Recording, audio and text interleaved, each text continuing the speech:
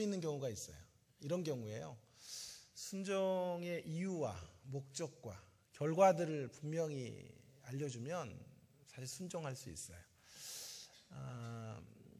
TV나 뭐 드라마 같은데 혹은 영화 같은데 이런 내용들이 잘 들려요? 목소리요? 예, 이런 내용들이 가끔씩 나올 때가 있죠. 예를 들어 이런 거죠. 좀 운동선수들이 운동을 잘 못해요. 그래서 상급밖에 아무도 진학을 못하고 오라는 팀이 없어요. 루저들이죠. 유능한 감독 하나가 그런 선수들을 모아요. 그리고 그들에게 비전을 심어주고, 너희들이 초인류 선수가 되기를 원하면 나를 따르라. 그리고 오직 최고의 선수가 되는 길은 훈련밖에 없다. 훈련을 시켜요. 4시간씩 재우고 열 몇 시간씩 훈련을 하는 것이에요. 매일과 같이 지옥 훈련을 하니까 하나 둘씩 지치기 시작해요. 그러다가 이내 폭발을 해요. 그래서 한두 선수가 감독에게 항명을 하고 선수단이 이탈을 하기도 하고, 모든 선수들에게 이 불만의 바이러스가 퍼져가기 시작해요. 그때 감독이 선수들을 모아놓고 말합니다. 너희들 평생 루저로 살고 싶으냐? 만약 그러고 싶으면 선수단을 다 이탈해도 된다. 그러나 진정 챔피언이 되기를 원하면 나의 밑에서 내 말을 따르라. 아직 아멘 하지 마세요. 자, 오늘의 고된 땀방울이 내일의 승리의 미천이 될 것이다.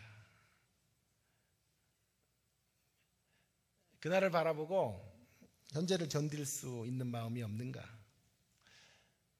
그렇게 감동적으로 감독이 이야기를 합니다.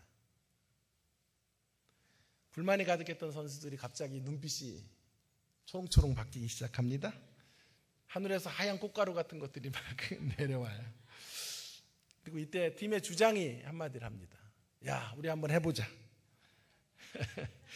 모든 선수들이 그래, 우리 한번 해보자. 그렇게 의기투합을 하죠.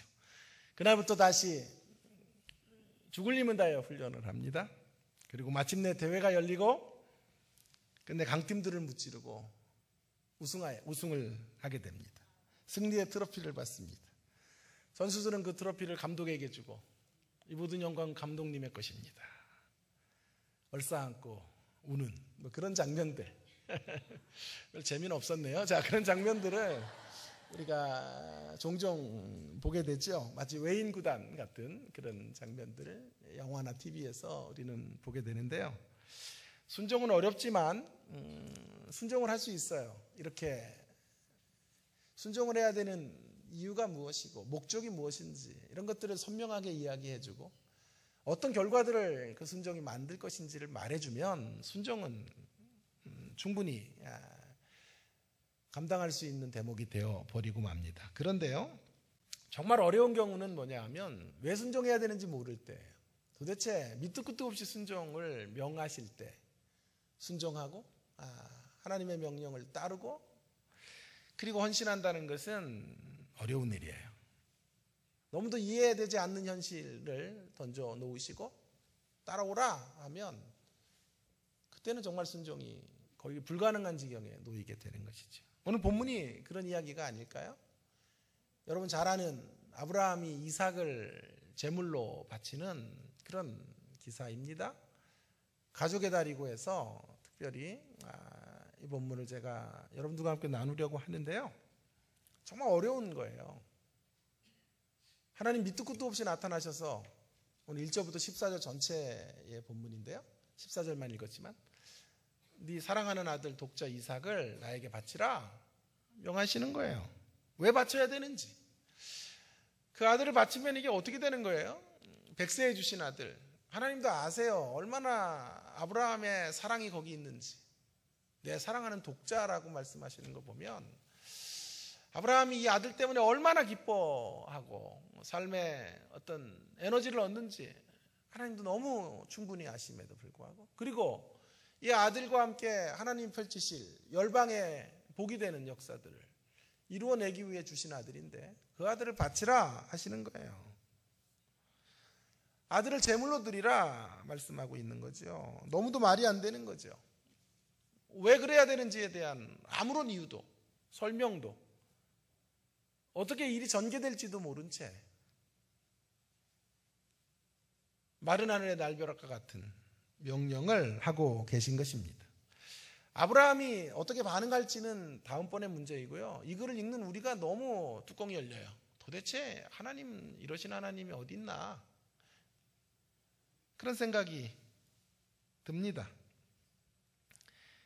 자녀는 우리에게 거의 우상의 우상, 가장 고상한 우상, 고상한 형태의 우상으로 우리 가운데 들어와 있는데, 그것도 100세에 얻은 아들을 바치라고 하니까 이게 정말 말이 되지 않는 거죠.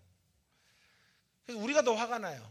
그래서 이 본문을 채 읽어 내려가기도 전에 하나님 너무하시다라는 탄성이 나올 것 같아서 하나님 우리에게, 독자들에게 좀 열을 식히라고 이런 말씀을 해주세요. 이건 시험이다. 그래서 우리는 좀 해결이 됐어요. 근데 아브라함은 어떻게 했을까? 우리 궁금해요. 우리는 시험인 것으로 알고 이 이야기를 읽어가기 시작하는데 아브라함은 전혀 모르죠. 정말 그 아들을 바쳐야 되는 액면가 그대로의 명령을 아브라함은 지금 받고 있는 것입니다.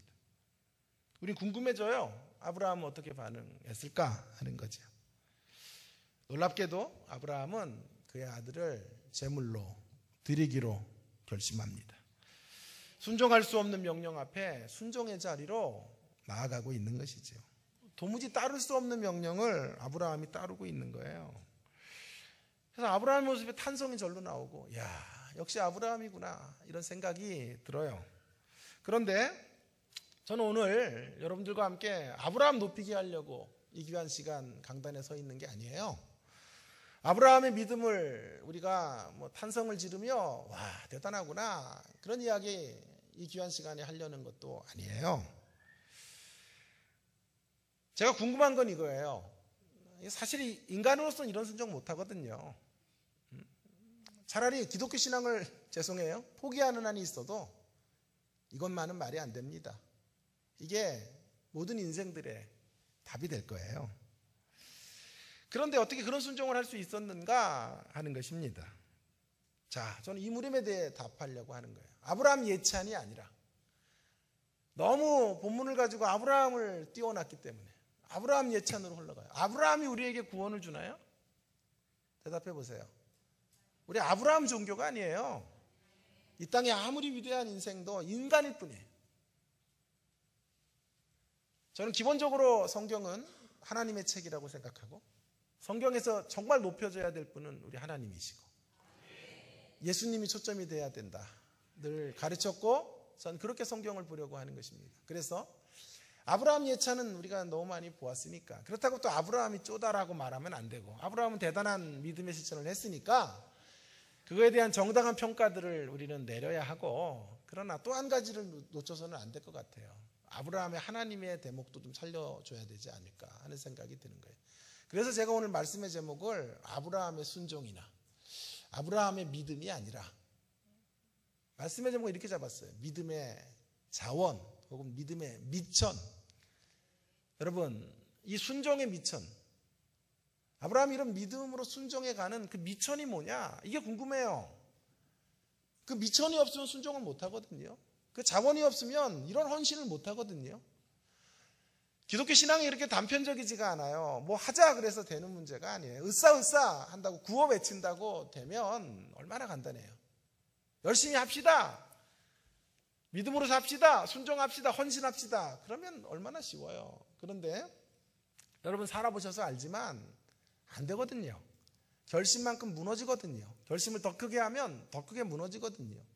그래서 하다 안 되니까 이제 이런 결심을 해요. 결심하지 않고 살기를 결심하고, 하도 결심하면 무너지니까 차라리 결심 말자, 그런 자리로 떨어지는 경우가 얼마나 많은지 몰라요. 그래서 순종의 미천이 무엇인가?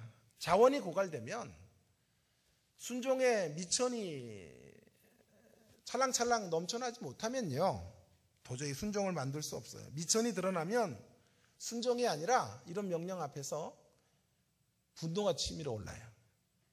미천이 없었다면 아브라함은 아마 이렇게 말했을 거예요. 저의 아들을 제물로 드리라고요? 차라리 저를 잡아가세요. 제가 아브라함의 길을 포기하겠습니다. 이상만은 안 됩니다. 하나님 백세해 주셔놓고 이제 그 아들을 제물로 드리라는 게 말이 되는 명령입니까? 안 되고 말고요. 아브라함은 순종의 자원이 없었으면 분명히 그 자리로 갔을 거예요. 그런데 순종의 자리로 나가는 거죠. 순종의 미천이 있었기 때문에 그래요. 순종의 자원이 든든하게 그를 지배했기 때문에 그는 순종의 자리로 나가는 거예요. 그래서 다시 한번 강조합니다. 아브라함 예찬하면 안 돼요. 아브라함 예찬이 아니라 아브라함의 순종의 미천을 예찬해야 돼요. 그 미천은 어디서 만들어졌나 하는 거예요. 자, 순종의 미천은 하나님의 명령, 그 명령은 못 지킨다고요. 지킬 수 없어요. 그리고 명령을 다 이해도 안 돼요. 사실은 이런 명령 어떻게 풀어요? 왜? 라는 질문을 아무리 던져도 이런 명령 앞에 우리의 마음이 편해질 리가 없어요. 도저히 우리의 수준으로는 하나님의 이런 명령을 해석해낼 수 없어요. 그럼에도 불구하고 순종을 드린 거죠. 여기 중요한 것은 이거예요. 어떻게 순종할 수 있느냐? 그 미천이 뭐냐 하면 하나님의 명령보다 중요합니다. 명령하시는 하나님이에요. 하나님의 명령보다 중요한 건 명령하시는 하나님이 초점이 되면 순종할 수 있다 이 말이에요. 하나님의 명령은 도무지 이해가 안 돼요. 그러나 하나님의 명령을 상대해서는 순종을 못하고 헌신을 못 드려요. 그러나 중요한 말은 명령하시는 하나님, 초점은 하나님에게 있어요. 명령하시는 하나님이 누구신가 하는 것을 깊이 붙잡으면 순종의 자리로 나아갈 수 있는 거예요. 자, 하나님의 명령 때문이 아니라 다시 강조합니다. 명령하시는 하나님 때문에 순종하는 거예요. 제가 지금 무슨 말장난 같은 거 하는 거 아니에요? 정말 중요한 이야기를. 여러분, 제가 이 본문을 오래전에 좀 설교하고 싶었어요. 근데 전 아브라함 예찬하기 싫어가지고 본문을 아무리 연구를 해도 아브라함 예찬밖에 안 나와. 입이 딱 벌어지는 아브라함. 나는 못하겠는데. 아브라함 이놈이라 그럴 뻔했는데 아브라함 이분은 순종을 한 거예요. 그것도 아들을 바치라는 순종을 어떻게 할 수 있냔 말이에요. 그 하나님도 이해가 안 되고 그 명령에 순종하는 아브라함은 더더욱 이해도 안 돼요. 그래서 이 본문을 너무도 많이 묵상하고 만지작거렸지만 도저히 설교할 자신이 없었어요. 아브라함처럼 우리도 순종하자. 나는 못하거든. 죄송해요. 나는 그런 거 못해요. 내 사랑하는 딸 바치라면 자신 없어요. 차라리 절 데려가세요. 하나님. 그렇게 말씀드려도 그것만은 안 됩니다. 여러분, 이 창세기 22장 본문은 어쩌면 불신자들이 가장 혐오스럽게 생각하는 본문일지도 몰라요. 교회 처음 왔는데 이런 본문 설교하면 안 돼요. 화들짝 놀래요. 야, 무슨 하나님 진짜 엄청나구나, 기독교 말이야. 왔는데 막 아들을 바치라, 막 진짜 이런 하나님이 어디 있어요 도대체. 그러니까 함부로 이거 꺼내들면 안 돼요. 이 말씀. 유학생활 10년 하고 교수생활 16년 했어요. 26년 만에 이제 신앙생활은 제가 60 아직 안 됐죠. 60년 안 됐는데 60이 되는 나이로 지금 가고 있으니까 그때까지 제가 고민했던 본문이에요. 이제 이쯤에서 제 나이도 이제 50대 중반이 넘어서고 하니까 이쯤에서 이 말씀을 좀 풀어도 되겠다 싶어서 너무 어려운 본문이에요. 이게. 그래서 오늘 여러분들에게 아주 정말 대단한 말씀을 전하는 거예요. 제 한생에 반응이 또 왜 이러냐. 자, 그래서 제 한생에 동안 제가 고민했던 저쪽에 있을 때 반응이 더 좋았던 것 같아요. 여기서부터. 자, 한생에 제가 고민했던 제 어떤 고민거리가 좀 이 본문을 가지고 좀 풀리는 메시지를 좀 하려고 그래요. 순종의 미천이 뭐냐? 순종의 자원이 뭐냐 하는 거예요. 순종하는 아브라함도 대단하지만 미천이 있어서 하는 건데 그 미천은 하나님의 명령, 그건 못 지키는데 명령하시는 하나님 때문에 그 하나님에 대한 신뢰는 순종을 만들어요. 순종을 가능케 한단 말이에요. 명령하시는 하나님은 어떤 분인가요? 그 하나님은 약속에 신실하신 하나님이세요. 창세기 12장 1절에서 3절에서 아브라함을 부르시고 그에게 언약을 체결하시죠. 아브라함을 복의 수원지가 되게 하시겠다라고 말씀하시며 너의 태에서 열방이 복을 받게 하겠다. 너의 태를 통하여 열방에 하나님의 나라가 선포되고 확장되는 역사들을 너의 씨를 통하여 이루어내시겠다 라고 말씀해 주셨죠. 그의 태에서 나온 아들은 이삭이에요.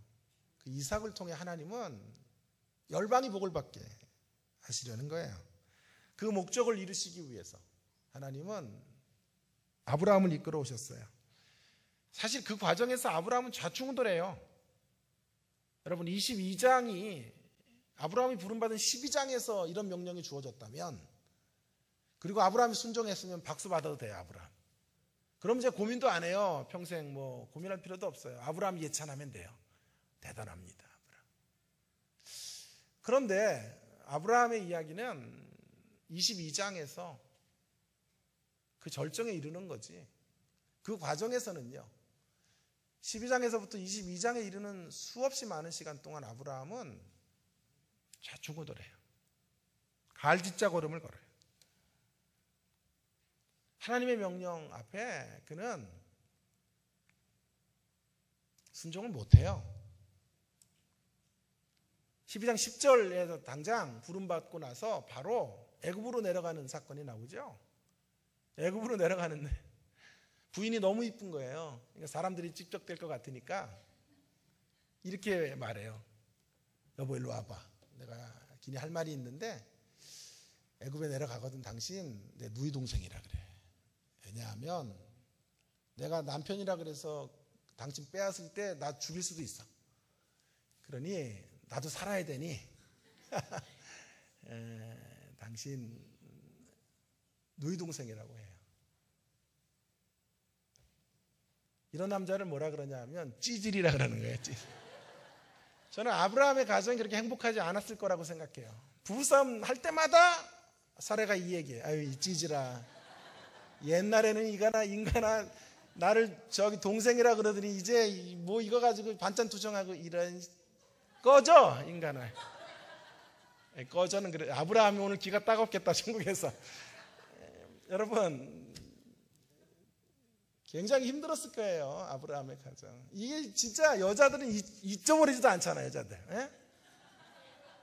상처난 거 이런 거 잊어버리질 않아 여자들이요. 그러니까 두고두고 이거 재탕 삼탕 울겨 먹으며 내가 볼 때 불이 행복한 집안이 아니었을 것 같아요. 여러분 이 찌질이 하니까 생각이 나요. 제가 유학을 갔는데요. 캐나다 유학을 갔는데 나랑 같이 신앙생활 했던 우리 집사님이 부평에 오늘 오셨네요. 그래서 너무 제가 반가운데 눈물이 나라 그러네. 집사님을 자꾸 이렇게 보는데. 자, 그런데 집사님과 함께 신앙생활 하다가 이제 유학을 떠났어요. 캐나다로 갔는데 고생길 열렸죠. 뭐 저에게. 그래서 교회 사택 옆에 이제 살게 됐어요. 1,000만 원 들고 결혼자금 장모님 주셔가지고 1,000만 원 들고 간 거예요. 근데 그거 쓰면 돌아와야 되고 와이프도 공부해야 하고 저도 공부해야 되니까 참 돈은 없고 교회가 어떻게 구해졌는데 교회가 100년 된 창고 건물을 저에게 이제 쓰라 그런 거예요. 우리나라 돈으로 50만 원 받고 그것도 비싸죠. 근데 이제 창고 건물을 개조해서 거기서 반찬 냄새가 나기 시작하니까 쥐들이 넘어오는데 야 정말 뭐 수도 없이 잡은 것 같아요 쥐들을요. 근데 쥐를 워낙 무서워해요 제가. 사단보다 쥐가 더 무서워 저는. 그래서 쥐를 그렇게 무서워하는데 하루는 자고 이제 나가는 이렇게 부엌으로 나오는데 문을 열면 바로 부엌이니까 거실로 나오는데요. 쥐 한 3마리들이 그냥 저를 노려보고 있는 거예요. 너무 놀래가지고 그냥 식탁 위로 바로 뛰어 올라갔지. 올라가서 막 바들바들 떨면서 제가 그런 거예요. 조혜정 나와! 막 소리. 조혜정이 제 아내예요. 그래 막 자다가 와이프 깜짝 놀래가지고 왜 뭔 일이야? 나와! 큰일 났어! 나와 빨리! 막 소리를 친 거예요. 팬티바람으로 막 올라가가지고 버덕버덕 떨면서 와이프가 놀래갖고 나왔는데 저 집으라고 내가 그랬더니 와이프가 뒤를 안 보고 저를 쳐다보는 거예요. 이렇게 참 한심하다. 참 이런 인간 내가 바라보고 살아야 되나. 그때 와이프의 마음속에 이혼해야 되겠다 이런 생각을 했대. 저 인간하고 못 살겠구나. 웃지들도 않아 어떻게들. 찌질이죠 찌질. 와이프가 쳐다보고 있는데 지가 막 다가오니까 제가 너무 또 놀라가지고 와이프를 뒤쪽으로 미는 거예요. 지금도 부부싸움 할 때마다 그 얘기를 해요. 이 인간 그때 지 있는 쪽으로 나를 밀어 낼 때부터 알아봤어 인간아 막 그러면서. 그래서 아브라함의 가정이 별로 행복하지 않았을 거다 저는 확신하는 바입니다. 전국 먼저 가시거든 한번 물어보세요. 저는 좀 오래 있다 갈 테니까 먼저 안녕히들 가시고요. 가셔서 아브라함에게 물어보세요. 행복했냐? 사례에게 한번 물어보세요. 별로 행복하지 않았을 것 같아요.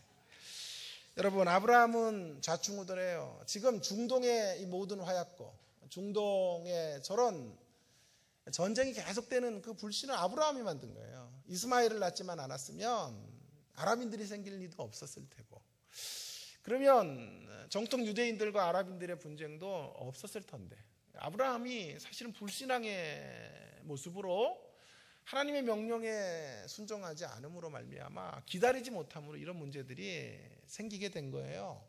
그러니 아브라함이 참 대단한 사람인 건 맞지만 또 그렇다고 오매 기죽어 이런 인간은 아니에요. 우리가 막 범접할 수 없는 그런 존재도 사실 아니라고요. 실수를 많이 하고 많이 넘어졌어요. 많이 좌충우돌했어요. 많이 하나님을 실망시켰어요. 그럼에도 불구하고 하나님은 한 번도 아브라함을 버리신 적이 없어요. 그분의 약속을 이루어 가시기 위하여 하나님은 그를 신실하게 붙잡아 주셨고, 그는 끊임없이 하나님을 실망시켜도 하나님은 언제나 그에게 최선의 모습으로 다가오셨고 그를 한치의 오차도 없이 이끌어 주신 거예요.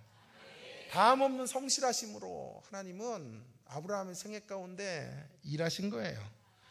그 하나님의 작품이 22장인 거예요. 그 하나님의 일하심의 절정이 22장의 순종을 만들도록 한 거예요. 이것이 아브라함의 미천이에요.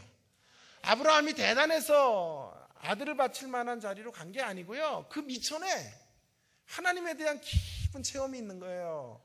하나님에 대한 아름다운 추억이 있는 거예요. 그는 끊임없이 하나님의 마음을 아프게 하는 생애였으나 불순종하고 도망치고 그리고 반듯한 모습으로 서 있지 못했으나 하나님은 일방적인 사랑으로 그와 함께 해주셨고 어찌하든지 그를 통하여 언약의 약속들을 이루어 가시기 위하여 그를 꽉 붙잡고 성실하심으로 그를 이끌어 주신 거예요. 그 이야기의 절정, 그 인도하심의 절정에서 하나님은 아들을 요구하는 거예요. 아들을 내게 바치라. 그 명령 앞에 여전히 아브라함은 순종할 수 없어요. 그러나 명령하시는 하나님, 그분이 어떤 분이신 줄 알아요. 그 하나님은 이번에도 또 자신의 삶에 언약적 신실하심으로 함께해 주실 하나님이세요. 말도 되지 않고 밑도 끝도 없는 명령이지만 이 길을 따라가면 하나님이 길을 보이실 것이고 또 한 번 하나님의 상상할 수 없는 은혜의 역사들을 맛보게 하실 것이다. 이것이 아브라함이 가지고 있는 순종의 미천이에요. 순종의 자원이에요. 이렇게 본다면 여러분, 무엇을 명하느냐 what보다 더 중요한 건 누가 명령하셨느냐가 중요해요. 무엇을 명하시느냐는 우리는 해석을 못해요. 명령하시는 내용들은 우리 도저히 납득이 안 돼요. 그죠? 그러나 누가 명령하셨는지 후에 집중하면 우리는 순종할 수 있어요. 약속의 신실하신 하나님이 정말 우리가 경험한 하나님이 맞다면, 그 하나님이 나의 아버지시라면 그 명령은 별로 중요한 게 아니에요. 그분의 인격적 관계가 중요해요. 그분의 인격적 신뢰가 중요해요. 그분이 어디로 가라 하시든 그분이 가라고 했으니 가는 거예요. 그분의 명령을 따라가는 건 아니고 그분이 가라고 하니까 그분을 신뢰하고 명령을 따라가는 거지. 명령을 따라 우리는 이 순종을 이성적으로, 또 이 순종에 대하여 우리가 납득할 만한 마음으로 가는 건 아니에요. 납득이 안 되고 이성적으로 파악이 안 되지만 이 명령을 하신 하나님으로 인하여 그분에 대한 굳은 신뢰가 있으니 우리 이 길을 따라갈 수 있는 거예요. 예를 들어 보자고요. 세상에서 둘도 없는 가장 친한 친구가 저에게 어느 날 갑자기 문자 하나를 보냈어요. 야, 나에게 묻지도 말고 언제 갚을 수 있는지 그런 거 확답받지도 말고 너에 있는 전 재산을 나에게 좀 보내라. 여러분, 그렇게 나에게 부탁을 하고 간곡하게 간청을 하고 더 심하면 명령을 했다고 해보십시다. 언제 줄 건지, 주는 건 맞는지 이런 얘기들을 전혀 하지 않은 채 보내라고 하는 거예요. 보이스피싱 말고요. 보이스피싱 말고 정말 사랑하는 친구가, 내 생명보다 소중한 친구가 그런 문자를 나에게 보냈다고 가정해 보십시다. 여러분, 그가 부탁하는 거 사실 못 들어줘요. 그러나 들어줄 수 있어요. 그에 대한 신뢰가 있기에, 그와 깊은 우정이 있기에 힘에 진한 물질이지만 보낼 수 있는 거예요. 그가 나에게 부탁한 거나 명령보다 중요한 건 그와의 관계, 그와 지냈던 우정의 시간들이 훨씬 더 중요해요. 사실 제가 아까 유학 얘기도 했는데 1,000만 원 가지고 갔어요. 근데 가기 전에 여기 친구가 있어가지고요, 먼저 통장을 개설해야 된다고, 그래서 아파트 값을 먼저 내야 된다 그래서 제가 1,000만 원을 캐나다로 보냈어요. 걔가 통장을 하나 개설을 했고 거기다가 입금을 한 거죠. 왜냐하면 그렇게 하는 게 좀 제가 환전해 가는 것보다 더 덜 먹힌다 그래서 송금을 하고 그 송금을 입금하도록 한 거예요. 그러니까 그 친구는 제 주머니 사정을 훤히 알아요. 저는 그 돈을 쓰면 돌아와야 되니까 결혼 자금이에요, 그게. 결혼을 하고 부활주일 고난 주간에 끝날 토요일에 결혼을 한 것 같아요. 그 다음 주 부활주일. 그리고 2주 후에 유학을 갔는데, 그래서 그 살림살이 1,000만 원을 장모가 준 거를 안 깨고 그걸 가지고 유학을 한 거예요. 그런데 한 2달이 지났을까? 전 적금으로 묶어놨죠. 그거 쓰면 안 되니까. 어떻게 하든지 그 전에 벌어서 누구도 도와줄 수 없으니까 살아내야 되고, 와이프가 또 공부를 한다니 와이프도 도와야 되고 공부를 시켜야 되고 하니까 제 부담이 뭐 일로 말할 수 없었어요. 근데 어느 날 이 친구가 저희 집에 놀러 온 거예요. 왔는데 저를 창가 쪽으로 데려가는 거예요. 그러면서 앞에 차를 한 대 뽑아왔더라고요. 그래서 차를 뽑았는데 예를 들어 5천만 원짜리 차면 1,000만 원을 이제 일시불로 주고 4천만 원을 먼슬리 페이로 다달이 갚는 거예요. 이해되죠? 그렇게 차를 사온 거예요. 우리 한국인 딜러에게 차를 이렇게 사온 거예요. 근데 돈이 없으니까 100불 정도를 먼저 주고 1,000만 원을 드리겠다고 하고 온 거예요. 저를 믿고 온 거지. 뭔 얘기인지 아시나? 자, 그래서 저를 창가 쪽으로 데려 어깨를 손을 올리면서 말을 하는 거예요. 우재야, 너 1,000만 원이 있지? 없다 그럴 수 없잖아. 다 하니까 있어. 그랬더니 그거 뭐 어떻게 했냐? 적금에 묶어뒀다. 그랬더니 나를 믿고 1,000만 원을 달라는 거예요. 왜 그랬더니 내 차를 뽑았는데 저 차 일시불로 갚아야 될 1,000만 원을 집사님 주기로 했는데 네가 좀 빌려줘야 되겠다 그러는 거예요. 안 된다 그랬죠. 와이프가 알면 다 이혼당해. 그랬더니 야, 친구 우정이 중요하지. 막 저를 설득하는 거예요. 그래서 제가 집에 가 있으라 그러고 결심을 했어요. 그 돈을 빌려주기로. 그리고 와이프에게 무릎 꿇고 빌었죠. 한 번만 살려달라고. 이 친구는 내가 생명보다 소중한 친구. 여성들은 지금 저를 저게 인간이야. 그래서 제가 그 돈을 꽂았어요. 그리고 진짜 두 번째 이혼을 나갈 만한 위기에 제가 봉착을 했죠. 나중에 장인장 먹으러 알아가지고요. 카나다까지 오셔가지고 난리를 치고. 여러분, 재미없었네요. 자,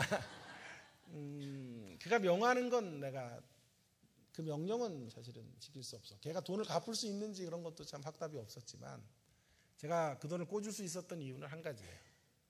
관계. 그를 향한 신뢰. 그것이 저에게 1,000만 원이라는 돈을, 그러니까 사실 그게 저에겐 전 재산인데 그를 줄 수 있는 이런 결단을 하게 하는 것이죠. 아브라함에게 하나님에 대한 신뢰는 이것보다 더 컸을 거예요. 아브라함은 하나님을 굳게 신뢰함으로 순종의 자리로 나갈 수 있었어요. 이것이 아브라함의 미천입니다. 아브라함은 한순간에 이러한 미천을 가진 게 아니에요. 오랜 시간 동안 그 자원을 마련하게 된 거예요. 많은 자충우돌 속에 그는 그 신앙의 여정 속에서 늘 실패했지만 하나님을 그런 과정에서 발견하게 된 거예요. 경험하게 된 거예요. 이것이 그의 신앙으로 축적이 됐고 그의 믿음의 역사로 이제 자리 잡게 된 것입니다. 아브라함은 바로 이런 믿음을 보여줘야 되는 거예요. 왜냐하면 아브라함은 열방의 이제 수원지가 돼야 되기 때문에 열방의 사람들에게 오고 오는 모든 시대의 사람들에게 믿음이 어떤 가치가 있고 우리가 믿음으로 살 때 우리의 수준이 어디까지인지를 보여줘야 됩니다. 하나님에게 설득되면 하나님께 붙들린 인생이 되면 우리 인생이 어느 자리까지 나갈 수 있는지를 아브라함은 증명해 주는 사람이에요. 그래서 하나님은 그를 이끌어 오셨고 그 이끄심의 자리의 끝자락에서 아브라함은 아름다운 순종의 자리에로 하나님 앞에 자신의 아들을 드리는 자리에로 나오게 된 것이죠. 사랑하는 여러분, 우리는 아브라함과 같은 직접적 명령을 받는 사람들은 아니죠. 그죠? 아브라함에게 오셔서 아들을 바치라. 하나님 그렇게 우리 시대에는 일하지 않으시니까. 여러분, 그러나 하나님은 오늘도 우리에게 명령하셔요. 간접적인 명령을 하신다고 저는 생각해요. 하나님은 끊임없이 우리의 현실 속에서 명하시는 거예요. 그리고 우리는 순종의 관계로 하나님 앞에 나아가야 되는 거예요. 그게 뭘까요? 하나님의 간접적인 명령이 어떤 것일까요? 이런 것이 아닐까요? 우리가 원치 않는 삶의 자리로 우리를 던져놓으시는 거예요. 여러분 가운데 가난을 원하는 사람이 있어요? 없죠? 그런데 어떤 날 우리는 직장을 잃어버리는 그런 힘없는 자리로 던져져요. 그 자리는 무언의 하나님이 우리에게 말씀하시는 자리예요. 이런 현실을 살아내라는 거잖아요. 어떤 이들은 건강하다가 암에 노출돼요. 건강을 잃어요. 여러분, 이 땅에 어떤 사람이 건강을 잃어버리길 원하겠어요? 아무도. 질병을 선택하고 싶은 사람은 없어요. 그럼에도 불구하고 하나님의 허락 안에서 우리는 또 질병의 자리로 던져지게 되는 거예요. 또 그런가 하면 어느 날 가정이 깨어져요. 이 땅에 어떤 사람이 가정을 깨기를 원하겠어요? 그러나 끝내 가정은 두동강이 나고 우리의 삶은 마치 아스팔트 위에 떨어져 버린 컵처럼 산산조각 나는 현실들 앞에 서 있게 되는 거예요. 여러분, 그런 현실 앞에 하나님의 무언의 명령이 뭐예요? 살아내라는 거 아니에요? 이런 현실을 버텨내라고 하시는 거 아니에요? 견뎌내라. 우리는 그런 하나님의 명령에 순종할 수 없어요. 아니, 하나님 왜 이렇게 우리의 삶을 이렇게 피폐하게 만드시고 우리의 인생을 이렇게 가난하게 만들어 놓으시고 우리의 가정들을 이렇게 깨뜨려 놓으시며 왜 이런 현실을 살라고 하세요? 내가 원했던 삶이 아니지 않습니까? 내가 기대하고 꿈꿨던 그런 삶의 자리가 아닌데 왜 이런 삶의 자리를 우리를 던져 놓으시고 하나님 이런 자리를 살아내라고 하시는 것입니까? 우리의 항변이거든요. 도저히 하나님의 명령을 따라서는 우리가 던져진 자리, 그 자리에서 살아낼 수 없는 경우들이 허다하죠. 그러나 우리는 그 삶의 자리를 살아낼 수 있어요. 하나님의 명령으로는 못 살아요. 그러나 그 명령을 하신 하나님, 우린 그분을 알아요. 그분은 한 번도 우리를 실망시킨 적이 없어요. 그분은 언제나 언약의 신실하심으로 우리의 인생을 이끌어 오셨어요. 그분이 우리의 삶을 어떤 자리로 던져놓든지 간에 우리는 그 현실을 하나님 때문에 그 삶을 명하신 그 하나님으로 인하여 살아낼 수 있는 거예요. 와이프 종신의 교수로 있는데요. 지난 1년이 너무 힘들었어요. 우울증이 올 정도로 힘들더라고요. 왜냐하면 그 종신대 총장이 구속이 됐어요. 근데 구속이 되는 마지막 순간까지 와이프가 보직을 한 거예요. 그러니까 학생들에게 적폐 대상이 된 거예요. 여러분 진짜 적폐도 있는데 억울한 적폐도 있다는 것도 좀 기억해 주세요. 정말 억울해요. 학교를 위해서 일하고 했는데 총장을 위해 일한 게 아니라 학교를 위해 일했는데도 그 총장이 이제 감옥에 가니까 같이 보직을 맡았던 사람들이 학생들에게 이제 블랙리스트처럼 올라간 거예요. 그래서 연구실이 1년 동안 학생들이 대못을 박아서 못 들어가게 하고 학교를 못 가요. 학교를 가면 교문에서 조화무게 교수는 돌아가시오. 어영 교수는 안 받아. 여러분 얼마나 상처가 컸겠어요. 정말 힘들었죠. 우울증이 찾아오고 가정의 삶이 너무 피폐해졌어요. 갑자기 어느 날 같이 식사를 하는데 목이 이렇게 퉁 부었더라고요. 그래서 병원에 갔더니 목 안에 한 5cm 정도 되는 혹이 있는 거예요. 암인 것 같다고. 급성으로 자랐으면 위험한데 암인 것 같다. 큰 병원에 빨리 가서 모든 조사를 해봐야 된다. 이렇게 진짜 청정병력과 같은 이런 진단이 떨어진 거예요. 갑상선암이 너무 일반적이니까 이렇게 간단한 수술로 끝나는 것 이런 건 괜찮은데 급성으로 자란 건 되게 위험하거든요. 그래서 얼마나 노심초사를 했는지 몰라요. 그때 사실은 제가 이 말씀을 완성했어요. 그때 저의 신앙 고백이 이거였어요. 하나님이 명하시는 자리,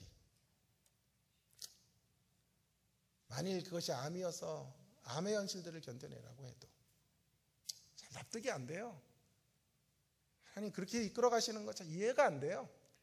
그러나 하나님의 명령으로는 저는 우리 가족은 순종할 수 없지만 명령하시는 하나님을, 그런 삶을 명하시는 하나님을 제가 신뢰하기에 어떤 현실을 주셔도 살아내겠습니다. 견뎌내겠습니다. 버텨내겠습니다. 이런 생각을 하고 병원마다 진료를 받았는데요. 요즘 너무 환자들이 밀려가지고요. 조직검사를 하는데 막 4개월, 5개월이 걸리는 거예요. 큰 병원들. 아무 데나 가서 할 수도 없어요. 왜냐하면 큰 병원에서 받고 거기서 바로 수술을 해야 되고 하기 때문에 삼성병원에 가도 8월까지 밀려있고 수소문을 했는데 안 되는 거예요. 어떻게 해서 일산암센터에 수간호사님이 있어서 간호사들이 힘이 셉디다. 의사들은 이제 별 힘이 없어요. 마음대로 자리 받고 이런 못해요. 이제 간호사, 수간호사 거기 이제 그 병원을 세울 때부터 있었던 수간호사가 힘이 세더라고요. 제가 설교했던 교회에 저를 잘 아는 집사님인 거예요. 그래서 그분이 해서 3주 동안, 그래도 한 3주는 걸려요. 3주 해서 지난주에 결과가 나왔는데 다행히 그 큰 혹은 암이 아니고 아주 자그마한 것이 암인데 그거는 조금 더 지켜보고 수술을 하게 되면 하자. 여러분, 하나님께서 우리의 삶에 아브라함에게 나타나셔서 직접적인 명령을 하시진 않지만 때때로 우리가 받아들이기 힘든 현실을 주시면서 살아내라고 하실 때가 있는 거예요. 간접적인 명령의 형태로 들어오셔서 우리의 삶의 연약도 주시고 아픔도 주시고 질병도 주시고 때때로 이해할 수 없는 현실들을 주시며 순종해라. 그런 삶의 자리에서 무릎 꿇어라 말씀하신다. 우리 도저히 그 명령을 따라갈 수 없고 너무 억울하다는 생각이 들어요. 하나님 이렇게 인도해 가시는 하나님 야속하기도 해요. 그러나 그 명령으로는 순종할 수 없으나 명령하시는 하나님에 대한 신뢰, 그분이 어떻게 우리의 인생들을 이끌어 오셨고 얼마나 좋으신 분이었는지 우리가 알기에, 얼마나 성실하시게 일하시고 얼마나 신실하심으로 나와 내 가족을 사랑했는지를 아시기에, 그분이 어떤 결정을 내리시든지 간에 어떤 환경으로 우리를 던져놓으시든지 간에 주님, 제가 여기 있습니다. 제가 주의 길을 따라가겠습니다 라고 순종하며 이 길을 걸어갈 수 있게 되는 것입니다. 아브라함은 바로 그 하나님에 대한 신뢰로 순종하는 거예요. 그래서 새벽에 일찍이 일어나 순종의 자리로 나아가요. 여기 중요한 건 이거예요. 새벽에 일찍 일어나고 가되 와이프랑은 상의하지 말아라. 그럼 못 가요. 아내들이랑 상의하지 말고. 남자들 잘 아세요? 결단하실 때 아내들이랑 상의하지 말고 가셔야 돼요. 3일길을 가요. 3일길. 참 의미가 심장해요. 3일길을 갔다는 말은 흥분으로 결단한 것이 이성적 냉철함으로 돌아오는 시간이에요. 처음에 하나님 명령 듣고 예, 아멘 할 수 있다고요. 그래, 한번 해야지. 까짓 거. 무슨 뜻인지는 모르겠지만 하나님이 명하셨으니 나는 이 길을 가리라 순종할 수 있지만 3일 정도 지나면 내가 이게 지금 무슨 결단을 한 거야. 와이프랑 상의를 하고 왔어야 되는데 이거 어떻게 되는 거야. 충분히 되돌이킬 수 있는 시간이 3일이 걸습니다. 하루 이틀 3일. 성경에서 3일이 중요해요. 3일. 3일은 냉철해지는 시간. 옛날에 그런 얘기를 듣고 진짜 한참 웃었어요. 부흥회 때 막 헌금 내라 그러고 막 이러는데 바구니 돌아가 그러는데 내야 되긴 하는데 어떻게 얼떨결에 냈는데 10만 원짜리 수표를 낸 거예요. 10,000원짜리인 줄 알고. 집에 가서 얼마나 화가 났는지. 와이프랑 대판 싸우고 괜히 교회 안 간다는데 네가 가자 그랬지 않냐. 제 이야기가 아니에요. 어느 집사님 이야기인데. 그래가지고 대판 싸우고 그 집사님이 저한테 인간이 쪼잔하기는 10만 원짜리 냈다고 교회 이제 안 오겠다 그러고. 그만합시다 자기는데. 막 이제 광기 어린 결단을 우리가 할 수 있어요.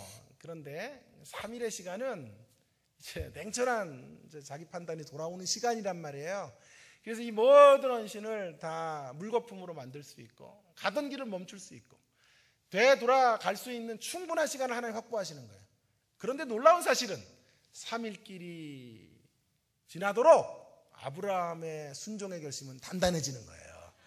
굳건해지는 거예요. 하나님에 대한 순종의 자원이 충분하기 때문에 그래요. 순종의 미천이 넉넉하기 때문에 그래요. 그래서 올라가요. 종들이 물어봐요. 아니 재물을 드린다더니 재물이 어디 있습니까? 아브라함은 잘 몰라요. 그러나 하나님이 알아서 하실 거야. 막연한 믿음을 갖고 또 올라간 거예요. 그리고 정말 아들을 죽여야 되는 줄 알고 칼을 빼들고 그의 아들의 목을 찌르려고 할 때 하나님께서 아브라함아 아브라함아 나타나셔서 그의 순종을 받으셨다고 하고 이제야 네가 나를 사랑하는 줄 내가 충분히 알았다고 하시며 시험을 통과할 수 있도록 역사해 주신 거예요. 여러분, 우리에게 오늘 이 순종의 미천이 가득하기를 바랍니다. 우리 하나님이 어떤 분이신지를 다시 한번 떠올리기를 바랍니다. 헌신 예배라고 헌신합시다 이런 거 갖고 안 된다니까요. 헌신을 결심한다고도 안 돼요. 헌신할 수 있는 자원이 있어야 하나님 어떤 분이신지 분명히 알아야 내가 이 순종을 드리면 하나님 어떻게 일하실 줄을 우리가 경험적으로 알기에 우리는 순종의 길을 걸어갈 수 있는 거예요. 자, 잠깐만 하나만 더 해보죠. 그러면 그 하나님, 명령하시는 하나님은 구체적으로 어떤 하나님일까요?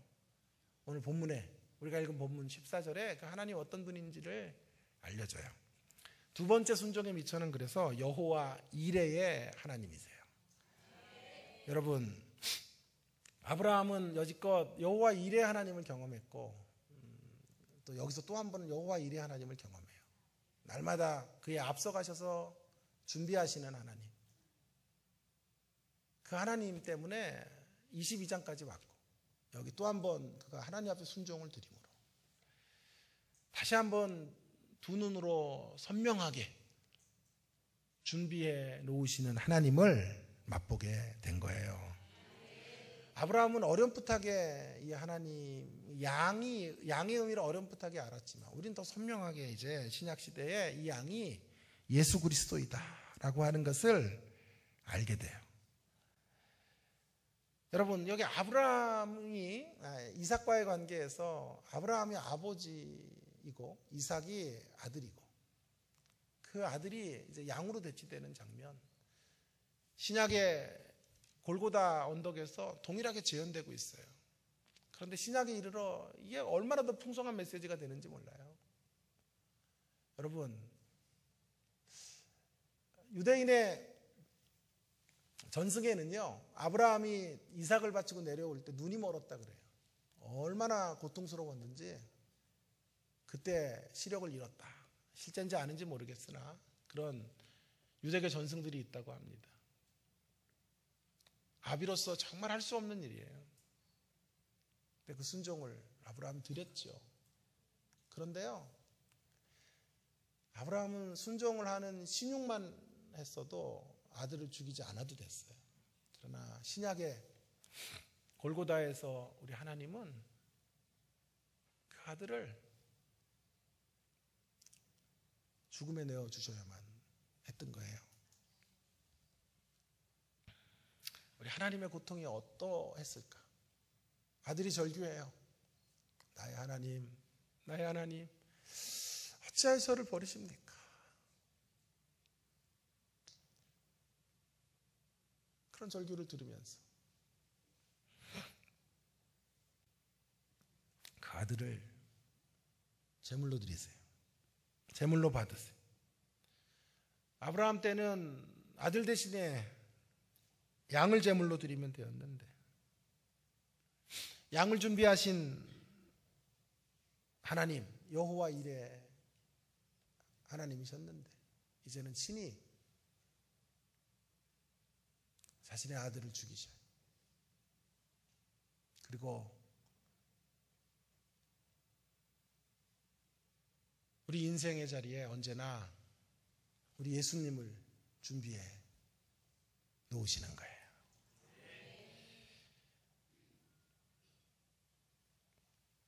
본문을 묵상하다가 우리 하나님의 고통을 생각하고 정말 얼마나 울었는지 몰라요.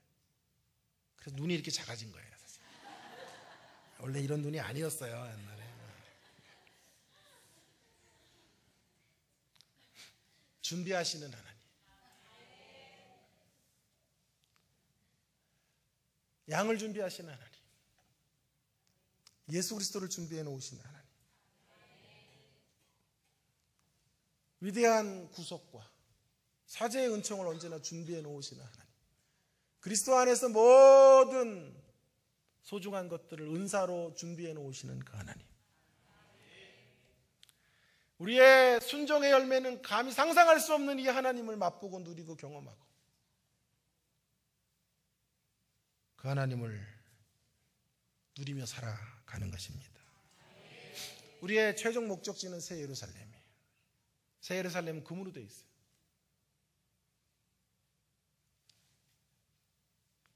금처럼 존귀한 인생의 자리로 저와 여러분들이 완성이 될 거예요.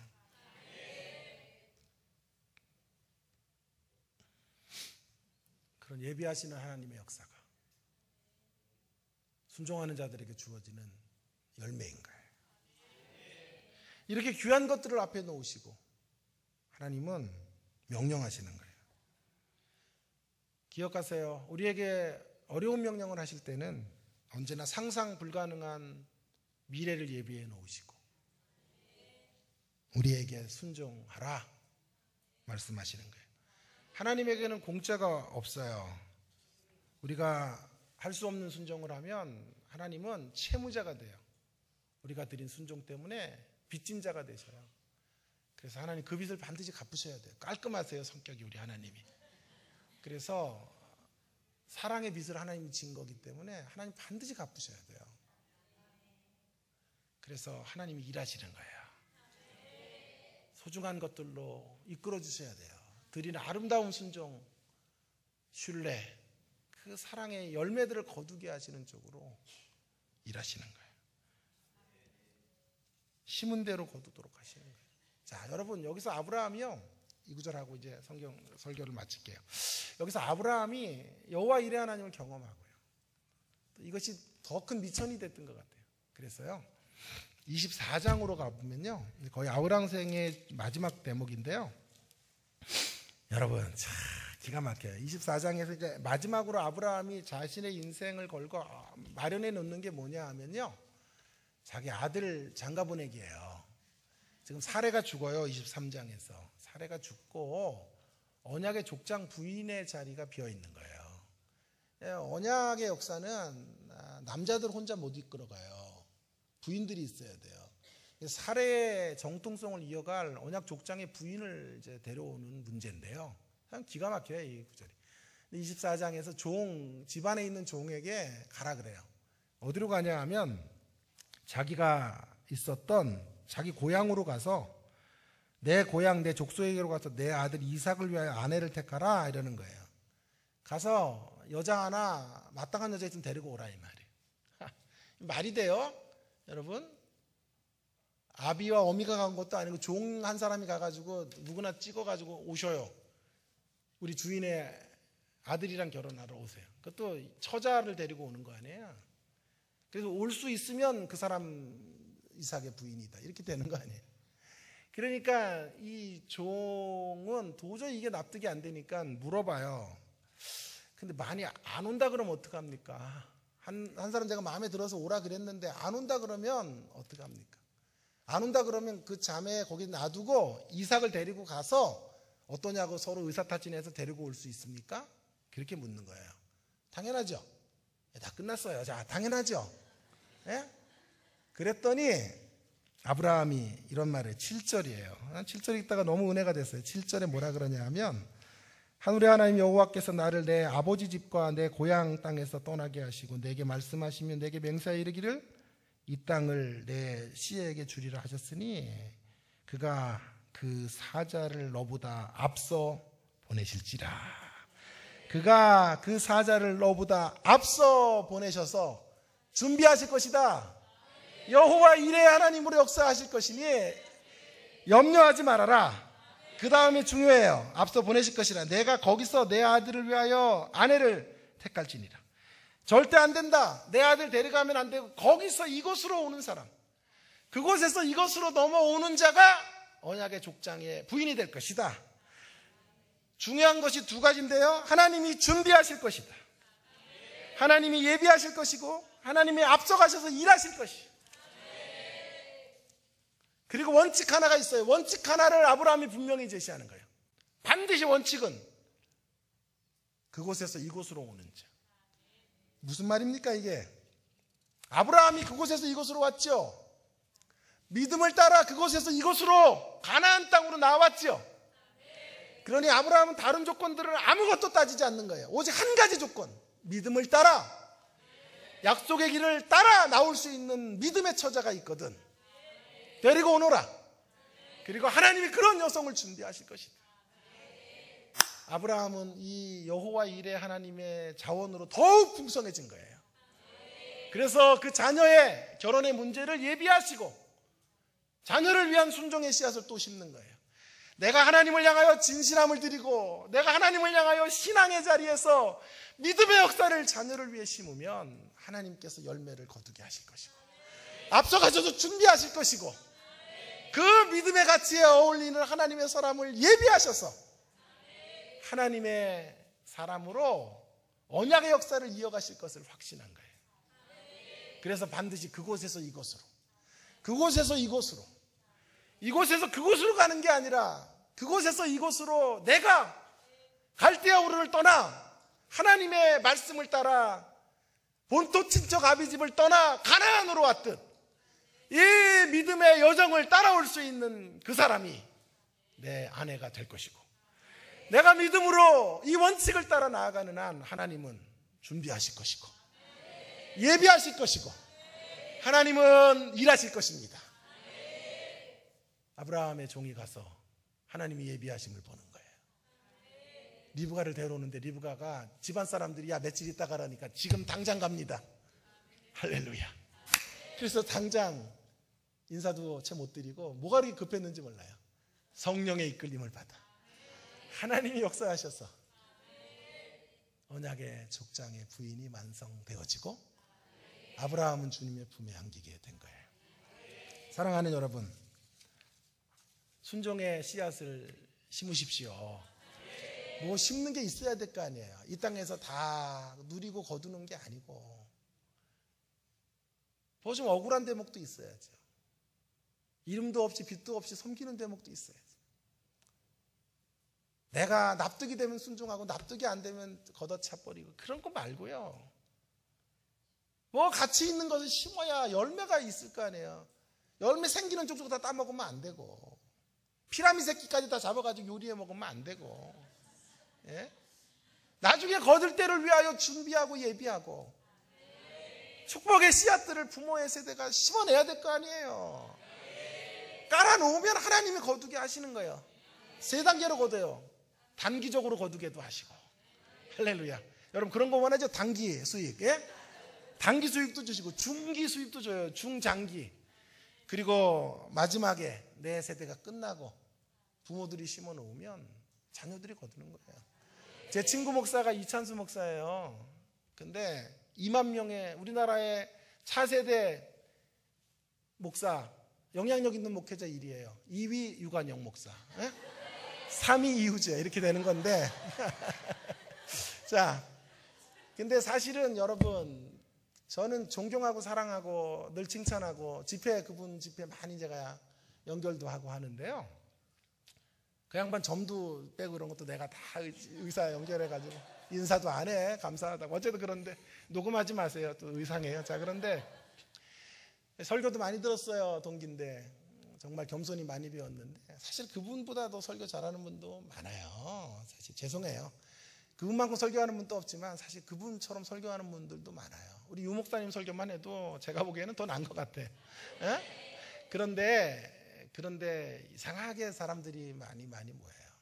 이유가 뭐냐 늘 물어보면 얘기해요. 그 아버지가 40일 금식하다 돌아가셨어요. 그래서 그게 한이 돼서 얼마나 방황했는지 몰라요. 이찬수 목사가. 방황하다가 호텔 같은 데 청소하다가 주님 만난 거예요. 그래서 보통 이제 여기서 주님 만나서 유학하러 공부하러 가는데 이 양반 영어가 안 되니까 거기서 못하겠다 그러고 돌아온 거야. 그래서 총신대학은 저랑 같이 공부한 거야. 공부 내가 더 잘했다니까. 이런 불신의 바이러스가 여기 퍼져 있네요. 사탄아 물러거라. 자, 공부 내가 더 잘했어요. 예? 그런데 되잖아요. 늘 얘기해요. 내가 거두는 건 아버지가 뿌려놓은 씨앗이. 그 아버지가 뿌려놓은 씨앗은 아버지 때 못 거뒀어요. 그러나 아들 때에 그 순정의 열매들을 주렁주렁 거두는 그런 놀라운 역사로 펼쳐지게 된 거예요. 저희 부모들은 그런 거 안 심어놔가지고. 그러나 좌절할 필요 없어요. 내가 심으면 돼 이제. 난 우리 딸을 위해서 많은 것들을 심고 가려고 그래요. 많이 심어놓고 순종의 씨앗들을 퍼뜨려 놓으면요. 제가 떠난 자리에도 우리 딸이 걷어요. 뭐 심는 게 있어야지. 억울하면 싸우고 마음 안 들면 교회 옮기고 이래갖고는 감정 수틀리는 대로 사람 상대 이래가지고는 따먹을 열매가 없는 거예요. 여기서 다 따먹었잖아요. 성깔 부리고 뭐 보상받고 위로받고 지지고 볶고 여기서 다 욕할 뻔해서 헤쳐먹었으면 하나님 나라에서 거둘 무슨 열매가 없는 거예요. 여러분 많이 심으시고 그렇게 하나님의 역사들을 따라가는 우리가 되기를 바랍니다. 오늘 우리 주신 말씀을 좀 부여잡고 김남준 목사님 이야기 하나만 하고 마칠게요. 김남준 목사의 글 속에 이런 글이 있네요. 읽고 기도하면 좋겠습니다. 제가 읽어볼게요. 거룩한 삶의 능력이라는 책에서 좋아서 제가 이렇게 복사를 해서 여러분과 함께 읽어보려고 그래요. 눈앞에 외면하고 싶은 하나님의 명령이 있는가? 지금 순종을 택한다고 당장 놀라운 축복이 임하지 않는다. 마찬가지로 불순종을 택한다고 당장 큰 문제가 생기는 것도 아니다. 그러나 지금 작은 일에 순종하면 순종이 기쁨을 낳고 기쁨이 순종을 낳는 아름다운 순환이 시작될 것이다. 대신 지금 작은 일에 불평하면서 영혼은 작은 일에 불평하면 영혼은 점점 메말라가고 성도의 의무를 제대로 할 수 없는 불순종의 악순환이 시작될 것이다. 선택은 각자의 몫이다. 신령한 기쁨을 충만하게 누리며 살 것인지 세상에서도 하나님 앞에서도 만족할 수 없는 이름뿐인 신자로 살 것인지 결정하자. 여러분 결정하세요. 지금 순종한다고 뭐 어마어마한 열매들이 바로 거둬지는 것 아닐지 몰라요. 그러나 순종을 하면 기쁨이 생기고 그 기쁨은 또 자원이 되어서 또 다른 순종을 만드는 아름다운 순환이 시작될 것입니다. 하나님은 그것을 아름다운 열매로 삼으셔서 아브라함의 순종을 열매로 그의 때에 풍성한 것도 거두게 하시고 또 이삭의 때에 더욱 귀한 것들을 거두게 하셔서 언약의 역사들을 써내려가도록 역사해 주시는 거예요. 이런 순종의 자원을 가지고 하나님 앞에 순종하시고 헌신하기로 결단하는 그리고 실제로 그 헌신의 길을 걸어가는 주의 백성들 다 되기를 주의 이름으로 축원합니다. 함께 기도하겠습니다. 주신 말씀 한번 생각